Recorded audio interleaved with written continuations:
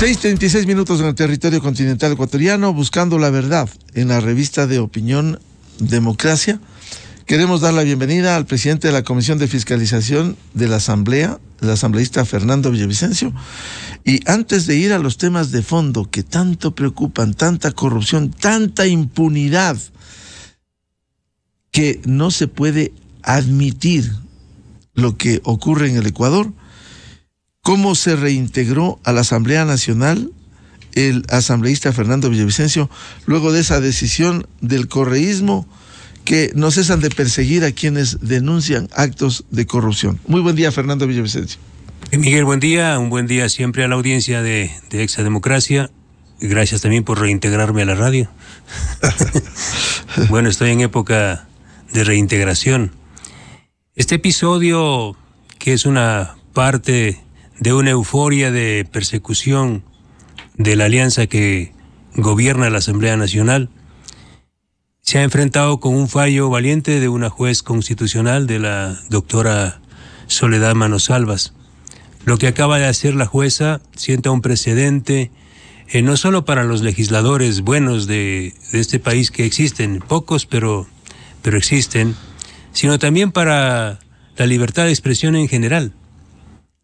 5 legisladores que componen el CAL de los 7 aceptaron una queja de la legisladora chimboracense, la misma legisladora que señaló que mi provincia se llama Riobamba, Patricia Núñez. La queja era porque yo había escrito un mensaje en la red social Twitter.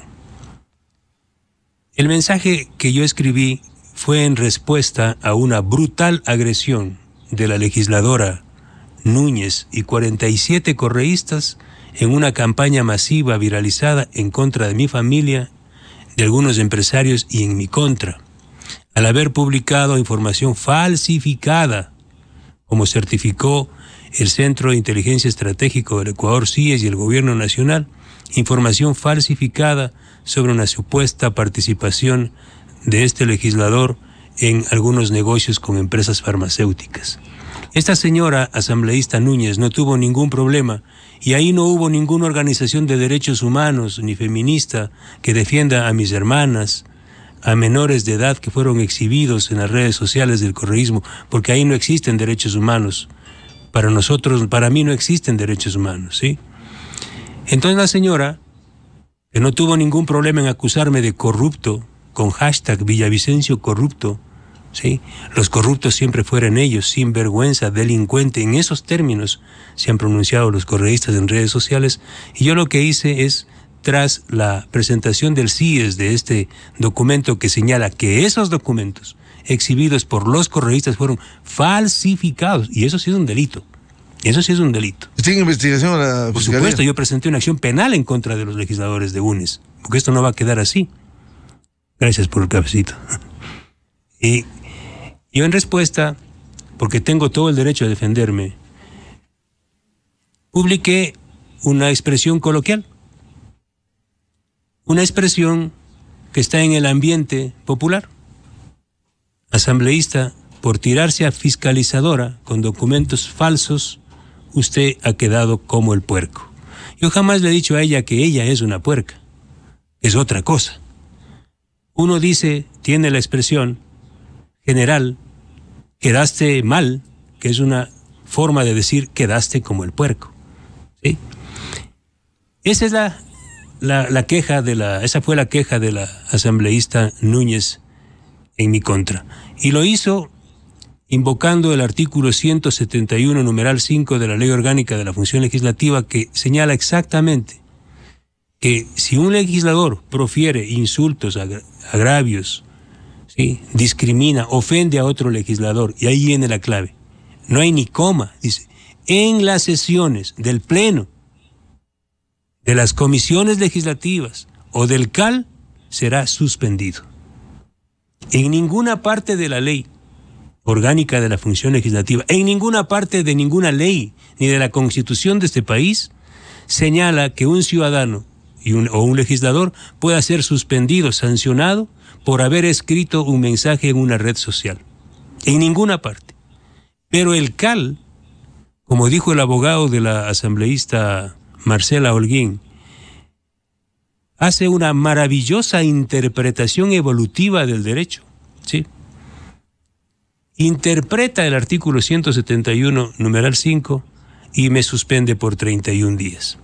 ¿Qué hace la jueza? La jueza dice, el señor Villavicencio tiene toda la razón, porque no se le puede sancionar a un legislador sin la existencia de norma. En ninguna parte de la ley orgánica señala que se deba sancionar a un legislador por haber escrito un tuit. Y ahí coincido enteramente con ese gran trabajo periodístico y político, por qué no decirlo, del colega José Hernández, que escribió un artículo maravilloso, ¿sí?, sobre esta Gestapo, porque es una Gestapo, es una policía del lenguaje que se ha constituido en el Consejo de Administración Legislativa. Ahora son ellos los que dan el valor exacto a las palabras, el valor que ellos quieren, ¿sí? Ellos son la escuela de la semántica y la semiología, ¿sí? Ellos son los que definen el contenido, el sentido de las palabras. ¿Y el señor Saquicela dirigiendo eso? Y el señor Saquicela dirigiendo esa policía del lenguaje que se enmascara o que se cubre atrás de lo que también llama José Hernández acertadamente este feminismo de enfermería. Yo jamás he ofendido a una mujer de este país, y si lo he hecho siempre he ofrecido disculpas y lo ofrezco. Intento cada día ser un mejor ciudadano, pero la asambleísta Núñez no está ahí en la asamblea por ser mujer. Ella no representa a las mujeres del Ecuador, ella es una asambleísta, sí, como yo, en igualdad de condiciones que Fernando Villavicencio o cualquier otro legislador. Entonces ella sí tiene la capacidad de calumniar temerariamente a mi familia, de publicar fotos de menores de edad, de acusarme a mí de corrupto con información falsa. ¿Y yo qué? Yo tengo que callarme, ¿sí? La jueza determina entonces que se han vulnerado mis derechos y dispuso la inmediata reincorporación a mis actividades normales en la Asamblea Nacional y a que el señor Saquicela y el CAL ofrezca disculpas públicas. Estoy esperando las disculpas, señor Saquicela. Ayer ya me reintegré plenamente a mi trabajo en el Pleno de la Asamblea Nacional y hoy lo haré a las 9 de la mañana, presidiendo nuevamente la Comisión de Fiscalización.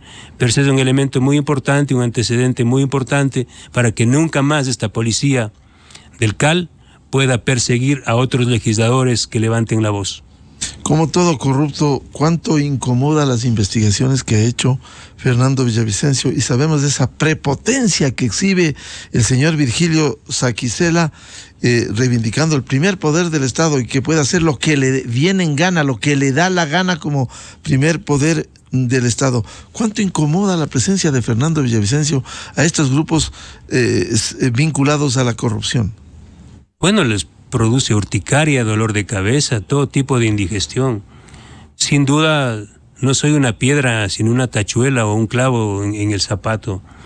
Y obviamente, qué pena, pero ese es mi trabajo. Eso es lo que ha conmovido a la bancada de UNES, en particular al Correato, y ellos presentaron 4 quejas en mi contra, 4 quejas. Sí, y las 4 los he ganado, las 4 quejas. 3 querellas ante la Corte Nacional de Justicia y todo en forma coludida. Claro, porque el presidente Iván Saquicela, diligente, rapidísimo, como un gran corredor, actúa de forma inmediata solicitando a la Asamblea que levante la inmunidad parlamentaria de Fernando Villavicencio. Bueno, pero ¿él pidió o pidió un juez pues nacional? Por el fuero de corte él, y claro, como él no lo puede hacer o no lo quiso hacer, delegó a la que tiene al ladito, a otra jueza, para que haga la petición. Ya vendrán 2 más. El Pleno de la Asamblea no podía pegarse un tiro en el pie y negó el levantamiento de la inmunidad parlamentaria.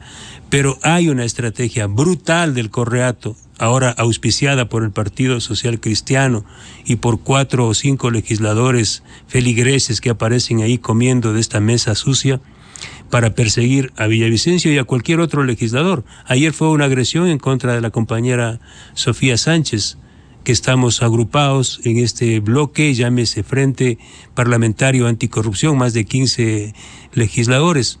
El correísmo no va a parar. ¿Por qué? porque las investigaciones que he llevado adelante desde el periodismo y ahora desde la Comisión de Fiscalización, lo que hacen es proyectar una luz para identificar la magnitud de la corrupción, y eso no lo van a permitir. Por eso yo debo decirles a los ecuatorianos que a este legislador no le quiebran.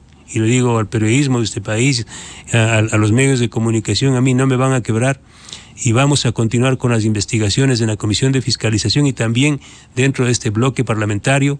En las próximas horas vamos a pedir al presidente de la República a entregar un decreto que derogue el decreto que aprobó la tabla de consumo de drogas. El día de mañana, estos 15 legisladores le vamos a pedir al país y al presidente de la República que como regalo de fin de año derogue la tabla de consumo de drogas que está matando a este país.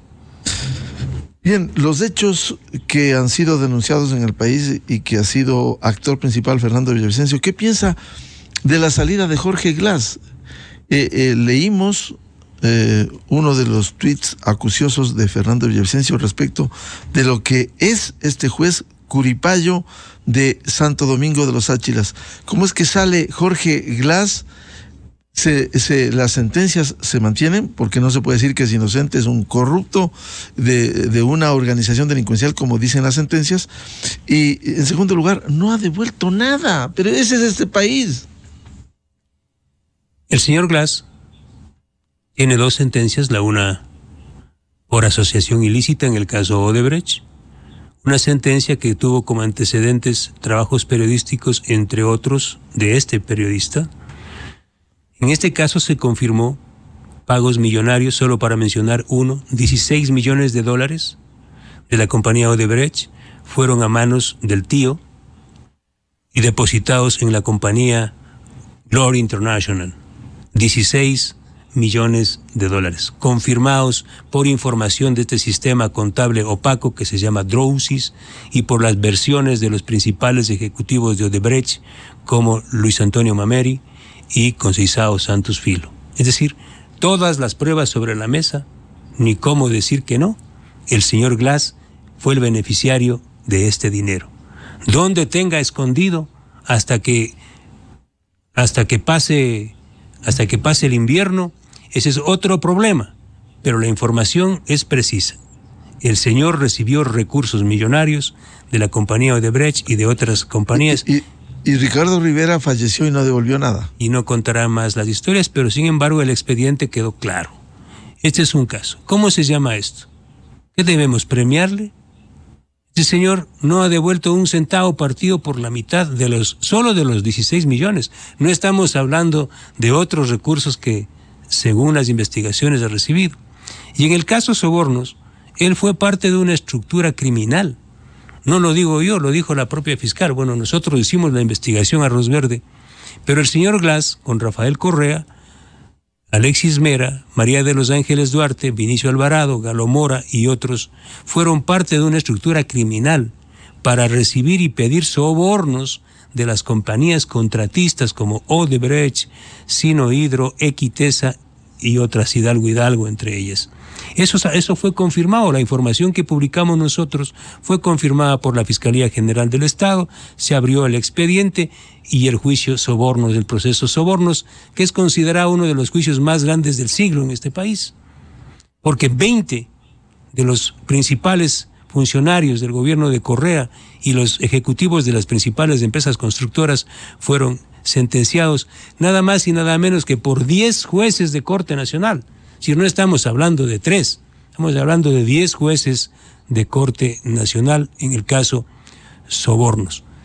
Este señor ahora es beneficiado, y vean usted la maldición que atraviesa y que cobija esta patria. Todos los corruptos acusados de desvalijar a la patria, porque ese es el término, ¿no? Por ahí dicen peculado y la gente no entiende qué es eso. Por robarse los fondos públicos de este país, entran a la cárcel, a cárceles de lujo,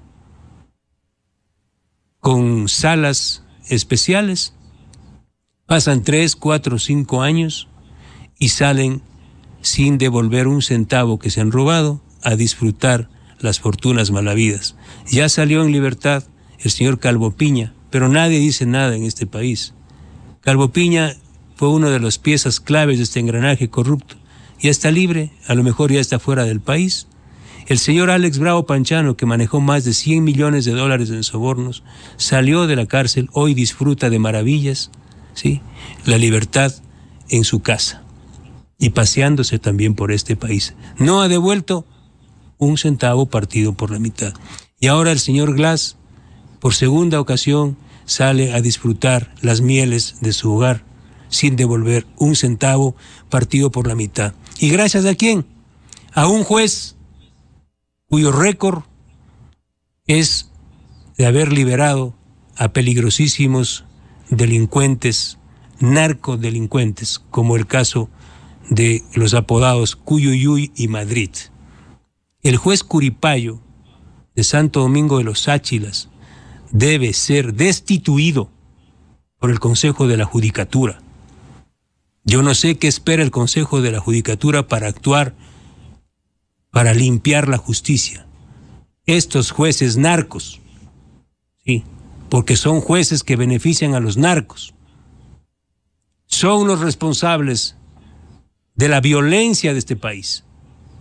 Estos dos señores, estos dos tipos criminales, Cuyuyuy y Madrid, son los principales responsables de los hechos de violencia, de los hechos bárbaros en las cárceles del Ecuador, y están acusados o vinculados al crimen de Leandro Norero en la cárcel de Cotopaxi hace pocas semanas. Ese es el juez que liberó al señor Jorge Glass. Y la justicia de este país, el señor Saquicela, calladito. La Asamblea Nacional, bailando y festejando porque están felices los correístas. El Ejecutivo, con un boletín de prensa timorato, ¿sí? Tibio, no dice nada. La sociedad, indignada. Este mismo país, porque esto molesta, esta misma sociedad ve impávida cómo cada día uno sale a la calle y le roban la cartera, le roban el celular, un delincuente común con un cuchillo. Pero esta justicia es la que deja en libertad a peligrosísimos delincuentes como Cuyuyuy Madrid. Y sin duda, porque más peligroso que un delincuente común con un cuchillo es un delincuente de cuello blanco que en una sola acción consciente, con nuevas tecnologías, le ha despojado a esta patria de decenas de millones de dólares. Y ese es el caso de Jorge Glass. Los que no tengan la valentía para decirlo con las palabras completas, que guarden su silencio. Pero esa es la verdad de este país. Sí, los delincuentes de cuello blanco gozan de impunidad gracias a una justicia corrupta. No hablo de todos los jueces, pero lo que acaban de hacer con Glass es eso. Ahora, el llamado al menos, antes que destituir, por lo menos de manera inmediata, como dice el Código Orgánico de la Función Judicial, es el órgano administrativo y disciplinario, el Consejo Nacional de la Judicatura. Por lo menos suspenderle, porque le pueden suspender y luego abrirle un expediente disciplinario para sancionar a este juez. El juez estará feliz, tranquilo y contento. ¿El juez Curipayo? Curipayo, ese es el apellido. Sí. Y este caso es la segunda, la copia al carbón de lo que pasó en una solicitud de habeas corpus ante otro juez que ya fue sancionado. Me refiero a Bani Molina de la ciudad de Puerto Viejo. ¿Y quiénes son los que interpusieron o quién interpuso el habeas corpus a favor de Jorge Glass en esa ocasión, hace pocos meses? Fue el abogado de Leandro Norero. O sea, yo les invito a los ecuatorianos sensatos que leen qué es lo que está pasando aquí, qué es lo que está oculto. El juez que liberó a criminales peligrosísimos como Cuyuyuy y Madrid, corresponsables de estos crímenes horrendos en las cárceles y acusados de haber participado en el asesinato de Leandro Norero, El episodio sucedido en Manabí, en Puerto Viejo, hace pocas semanas, tiene otro elemento de coincidencia. El abogado de Norero fue el abogado de Glass. Y si quieren, vayamos un poco más atrás. El abogado Jorge Luis Zambrano, JL, alias Rasquiña, Harrison Salcedo, fue el mismo abogado de Jorge Glass en el caso Sobornos. O sea, hay demasiadas coincidencias. Los ecuatorianos tenemos la habilidad, la solvencia, la independencia moral como para darnos cuenta de lo que está pasando. Eso, Miguel. Eso implica que hay una alianza abierta, evidente, en defensa de la delincuencia organizada con la delincuencia política. Hay demasiadas coincidencias. Yo no podría, ni siquiera debo utilizar ese término, pero las coincidencias están ahí. Y este país no es un país de cojudos, no nos van a ver la cara. No nos van a ver la cara. Por eso es importante, ahora que el gobierno al fin ha decidido, y se ha decidido la consulta popular, al menos yo saldré con mi voz a las calles y desde estos micrófonos y de lo que sea, a impulsar la extradición de los narcotraficantes. Porque no quiero que mi país siga la ruta dolorosa y terrible que siguió Colombia y que ahora vive en México. Para quienes hemos estudiado y leído estas tragedias, solo nos resta jugarnos entero por nuestros hijos. Allá los cobardes que quieran quedarse en casa. Pero esta generación, al menos la mía, que conoce y que es la tuya igual, Miguel, estamos obligados a defender el futuro de nuestros hijos y a impedir que mañana los medios de comunicación sean víctimas de ataques.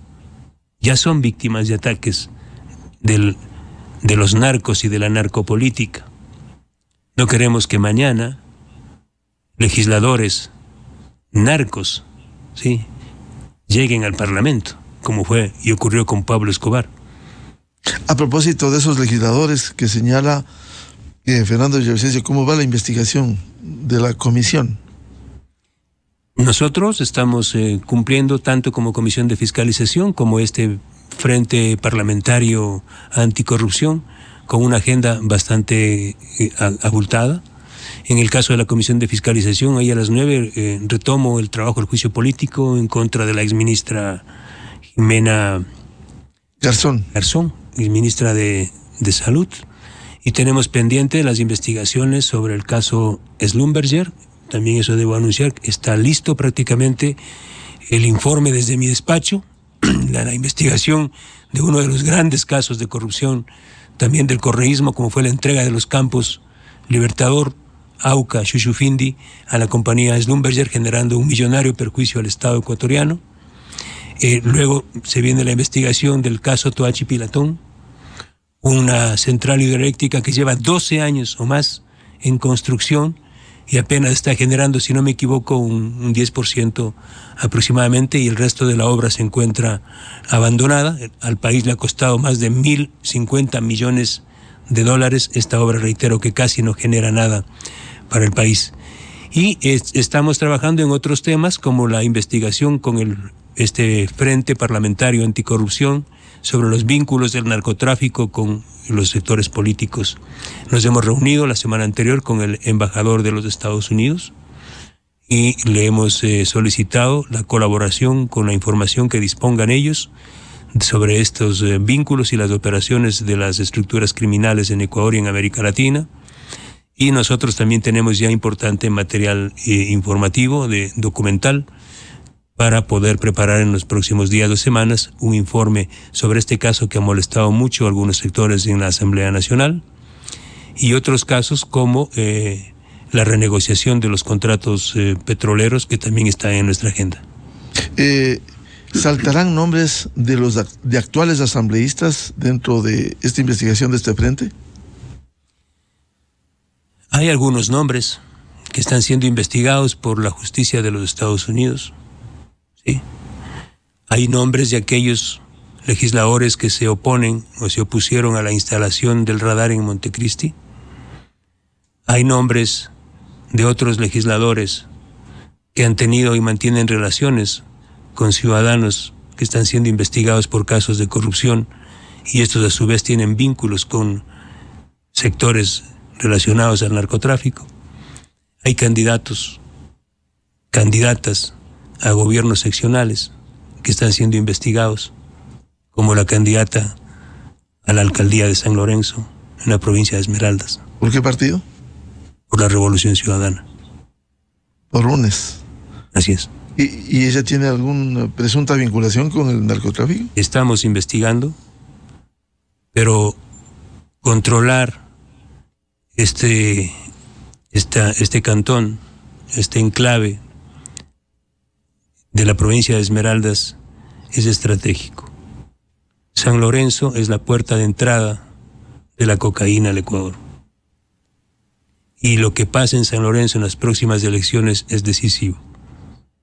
Y esta información tiene los organismos de inteligencia del Estado ecuatoriano, tiene la Embajada Americana y tenemos nosotros. ¿Y pensar que aspira a ser alcalde de San Lorenzo? Alcaldesa de San Lorenzo. Qué horror. Hay otro tema vinculado con la sesión de ayer. Echaron abajo la reforma tributaria con 100 votos. ¿Qué significa esto? Bueno, lamentablemente en este caso nosotros debemos volver al pasado, a noviembre del año 2021, cuando la comisión trabajó un proyecto que recibió aportes de diversas bancadas. Pero lastimosamente este proyecto, que incluso yo presenté importantes aportes, no recibió el apoyo de la mayoría del Pleno. Y lo que pasó ayer en la Asamblea, cuando la asambleísta Sofía Sánchez recordó lo acontecido en noviembre del 2021, provocó la ira, sí, revolucionaria. Porque lo que hizo ayer la legisladora Sánchez fue recordarle a los ecuatorianos que gracias a la abstención del correísmo entró en vigencia la ley tributaria. ¿Y qué dicen los aliados socialcristianos? Cuando fue evidente la abstención, primero la salida del Pleno, luego la abstención, que permitieron que entre por Ministerio de la Ley, por un lado. Comentarios de esa época, las acusaciones de esa época fueron de que el voto abstentivo de UNES, de sus 47 legisladores, era en alianza con el gobierno. Era parte de un acuerdo, claro, para la liberación de Glass. ¿Y qué ocurrió días después? Glass fue liberado por un habeas corpus del juez de Manglar Alto. Y ahora, cuando se aprueba la derogatoria, también Glass es liberado. Entonces, el gobierno tiene la obligación de responder estas incógnitas que están aquí. Porque efectivamente nada es gratuito, nada es casual. Aquí hay una causalidad, hay un elemento de fondo que el gobierno tiene que explicar. Nosotros ayer hemos expuesto nuestra posición. Ayer lo que quería UNES era lavarse la cara con agua sucia. Es decir, ellos cometieron, no digo el error, ellos fueron responsables de que entre en vigencia por el Ministerio de la Ley, la ley tributaria, que no gusta a muchos, sí, que golpea a muchos sectores. Mi criterio personal es que debió aprobarse el informe de la comisión y que fue trabajado a esa época por el actual ministro de Gobierno. Pero ese informe no fue aprobado y entró en vigencia, con errores incluso, el proyecto original del gobierno del presidente Lasso. Este país necesita una racionalización del sistema tributario. Yo soy partidario de ese proceso, que entremos a debatir un nuevo proyecto de ley orientado a racionalizar los tributos y el sistema tributario en este país. Ahora, ¿quién toma la iniciativa? Porque en eso ha habido debilidad del gobierno, hay que decirlo. Bueno, es la iniciativa del Ejecutivo, porque el Legislativo no puede sino hacer lo que el Ejecutivo dispone en tema tributario. Es iniciativa del gobierno. Pero la Asamblea puede entrar en temas tributarios, no puede, como hizo ayer, derogar esta reforma tributaria. No puede, por eso pero el gobierno, les importa un comino. Ellos, o sea, lo de ayer fue un tiro al aire, organizado por UNES y el Partido Social Cristiano, para lavarse la cara. Bueno, pero hay sectores de Pachacuti, vergonzosamente, Partido Izquierda Democrática. Lo que pasa es que el correísmo ayer quería acusar a todos los que no apoyaban la derogatoria, acusarlos de gobiernistas y quedar ellos como la Madre Teresa de Calcuta, ¿sí? Entonces yo sé que los votos incluso de otros sectores no son votos a favor del correísmo en este sentido, sino más bien de una crítica, ¿sí?, orientada a impedir que el correísmo se lave la cara como pensaba hacerlo el día de ayer. Bueno, pero le hacen el juego al correísmo. No necesariamente. Lo que estamos planteando una serie de legisladores es que se debata con seriedad un nuevo sistema orientado a racionalizar el cobro de impuestos en este país. Porque sin duda hay críticas y quejas de muchos sectores por la ley aprobada, por la ley que entró por el Ministerio de la Ley. Si las leyes van a entrar así, entonces que el gobierno simplemente emita decretos, ¿sí? La irresponsabilidad del correísmo fue lo que provocó que entre por el Ministerio de la Ley. ¿Cuándo van a formalizar el pedido para que se eche abajo la tabla de drogas? El día de mañana vamos a llevar ante el Ejecutivo un proyecto de decreto para que se suspenda la tabla de consumo de drogas, liberando al cannabis como uno de los componentes que ya están legalizados. ¿Esperan que el gobierno acoja? Bueno, fue una oferta de campaña del presidente Lasso, ¿no? Que no lo cumplió hasta hoy. Hasta hoy. Tiene la oportunidad de cerrar este año respondiendo al clamor de muchos sectores ciudadanos que en la calle, yo he estado recorriendo la provincia del Guayas, el sector rural, ese es un pedido doloroso de la gente, ¿no? No pueden sostener más como en los colegios, en las escuelas, la expansión del microtráfico, y el país tiene que saber esto.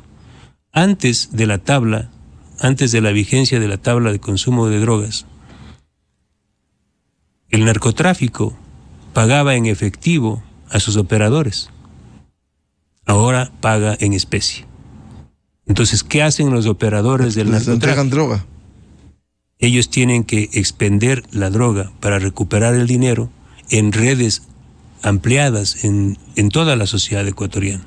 El microtráfico es un efecto directo, entonces, de la forma como el macrotráfico está actuando.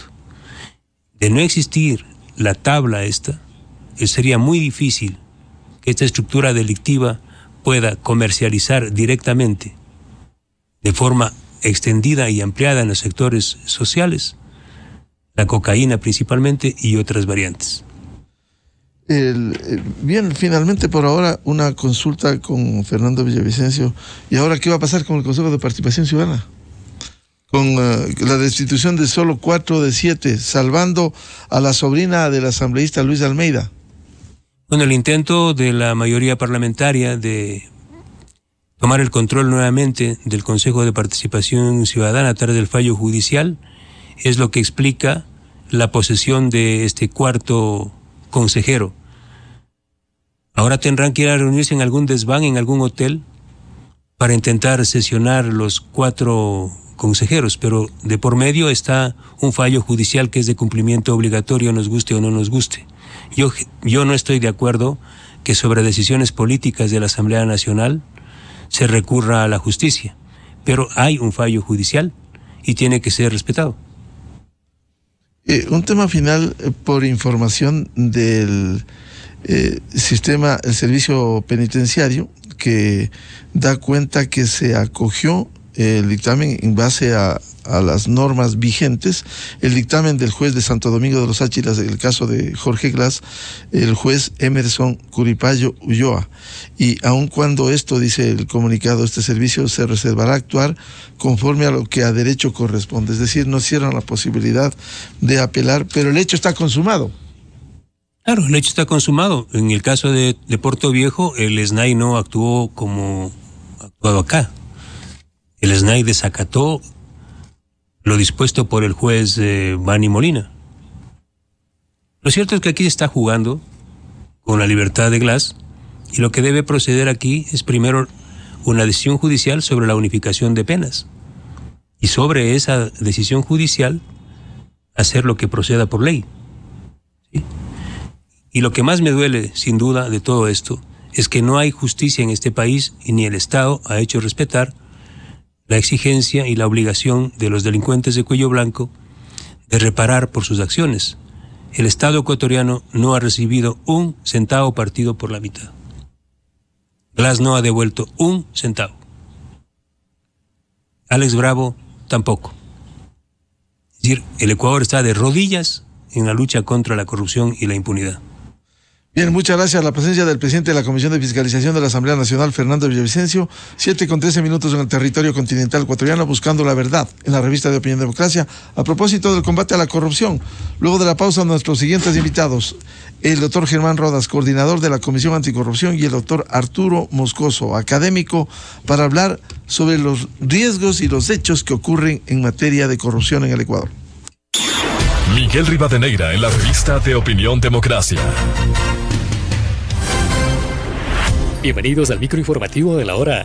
Las 8 preguntas que se plantean al pueblo ecuatoriano en la consulta popular se relacionan a seguridad, medio